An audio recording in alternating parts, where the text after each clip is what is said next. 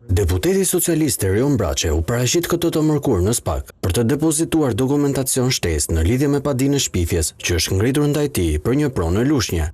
Braçe tha se toka është tjetërsuar në shkelje të ligjit. Jemi para një fakti penal tashmë shumë konkret. Kam depozituar sot pranë gjykatës ligjet, pra aktet ligjore që nga viti 1958 përcaktojnë shumë qartë që nga ajo periudhë që toka nga Vija e Lumit deri në Argjinatur është tokë e Lumit, është tokë e shtetit, dhe natyrisht sa kohë që është tokë e tillë, as mund të tjetërsohet dhe as mund të parashkruhet.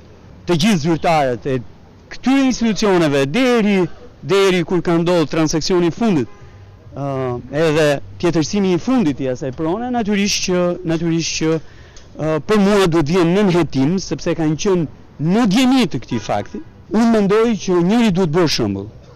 Pra, në gjithë histori, tjetërsimi pronash publike në gjithë territorin e Republikës së Shqipërisë në favor të privatëve në mënyrë të pamerituar dhe në shkelje të ligjit, një rast duhet bërë shembull.